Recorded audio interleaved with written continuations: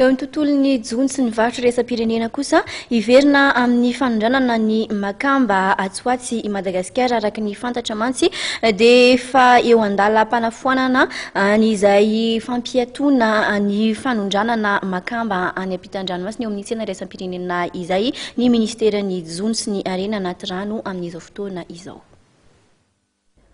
Ufuanana tsy ela ny fanafoanana ny fanondranana ny makamba avy any amin'ny faritra Menabe eo amin'ny tsena resa-pirenena indrindra tsena Europeanina. Efa nahitam-baolana ny makasika ny aretina teboka fotsiny ny white spot aka tsy misy ahiny intsony amin'ny fanondranana ity vokatra ity raha ny fanambarana nataon'Andriamatomba Noriky Sylvain, ministeran'ny jony sy ny harena anaty rano.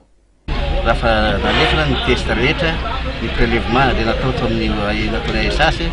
dia atrany amin'ny université agny Action Arizona zany dia niteny fa hoe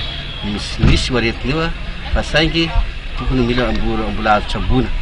dia tonga teto ny expert américaine zay tokony andraitra mikasika ny spécialiste expert mikasika ny aretina io dia nilaza fa tsy tokony midorona mihitsy ilay izy fa azo natao nandrahona izy igny dia nalefa agny ivelany fa ny européenne dia tsy sarotiny mihitsy raha hoe andrahona no alefa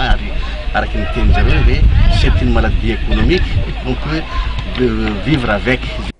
Ratsaivina ny volana aprily tamin'ity taona ity no nahitana ity aretina ity atao Tsangajoly Belotsirbiana noho ny fikoropahana dia nandray fipetravetrany amin'ny fandoroana sy ny fandevenana ity karazana hazan-dranomasina ity ireo orinasa mpanondrana azy. Ny zoma lasa teo moa no nantoka ny fianakaviam-be ny ministeran'ny jony sy ny harena anaty rano ho fotoana fanehoam-pifaliana noho ny zava-bitana nandritra ity taona 2010 sy 2020 ity.